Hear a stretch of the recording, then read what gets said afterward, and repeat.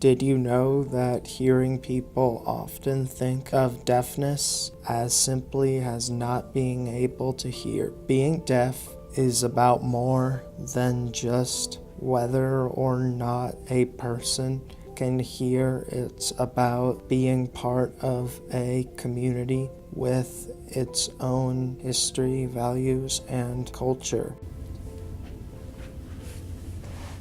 Hi, how are you? I'm good. How are you? I'm good, thanks. How did you lose your hearing? When I was in my mom's womb, my mother became sick. She had bad flu and fever. And then when I was born, I had lost my hearing. How are deaf people different than hearing people?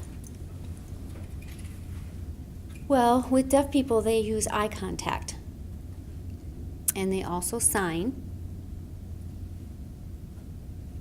And they don't speak, but they use their eyes. And hearing people, they use their voice to speak and can make noises and things like that when they speak. How is it being a deaf student at Monarch? Well, it's wonderful.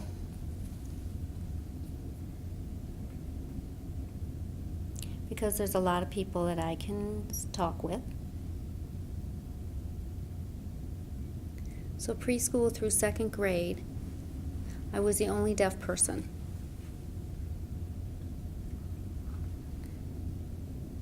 And then we moved to a different school.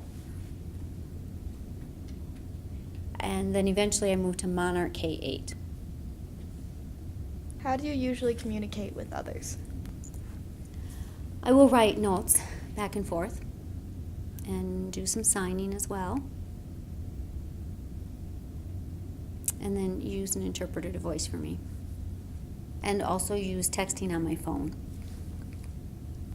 Do you find it difficult to be deaf at times? Yes. It's hard to communicate. You know, people chat with each other all the time and using their voice, but I can't hear them, so that's difficult. It's hard to communicate with teachers as well.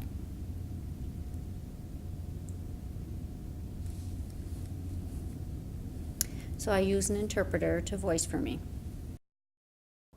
How long have you been deaf? I have been deaf for 17 years, though since birth. What's it like being a deaf student at Monarch? I don't feel any different from other students. I feel pretty much the same as other students. I just need to use an interpreter more than other people because I still struggle with lectures and notes. How do you usually communicate with others? Mainly oral language with other people, and I just talk to them. But if someone flat out deaf and use ASL, then yeah, I'll probably use ASL. I still have ASL skills in handy. How are deaf people different than hearing people?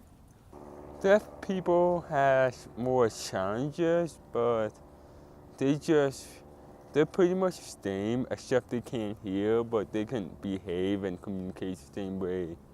In the US, about 3 out of every 1,000 children are born with hearing loss in one or both ears. 90% of deaf children are born to hearing parents. What is your role as an interpreter?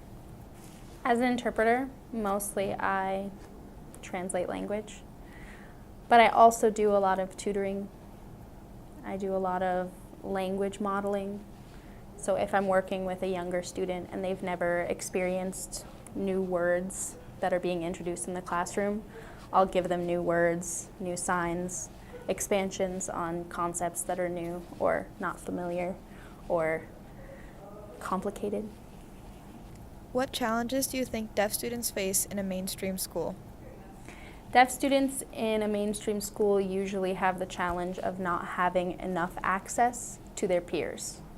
Most of the teacher conversations that happen are fine, and it depends on the student, but most of the time it's like outside conversations that hearing peers will hear, but the deaf student misses, and that kind of sucks because then it's what we call incidental learning, which means like it happens just organically. It doesn't get taught in the classroom. What advice could you give to hearing people on how to best communicate with deaf and hard of hearing people? Eye contact is huge. Learn sign language, always. If you can't, finger spelling is the best thing in the world because you can clarify, I need to know the sign for cat, and then they'll give it to you. A big one is making sure, like growing up, I had a very close friend who was deaf in one ear, and she preferred if you walked on one side, not the other, where the deaf ear was. It really bothered her if people would walk on the wrong side. So just knowing preferences and respecting that person and what they like best and what's the best way to communicate with them. How do you usually communicate with Charlie?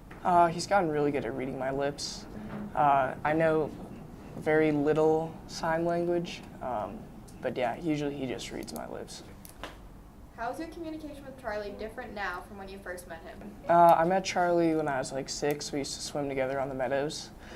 I didn't really communicate with him at all, actually. We usually just waved. Back then, he didn't have his cochlear, and then, of course, when he swam, he had to take his hearing aids out, so there was very little communication, if any at all. What would you tell other hearing people on how to best communicate with Charlie or other deaf and hard of hearing people? I would say talk very slowly, or not very slowly, but just at a slower pace than you usually do, and like pronounce your vowels and stuff for him to understand. But like I said, he's a pro.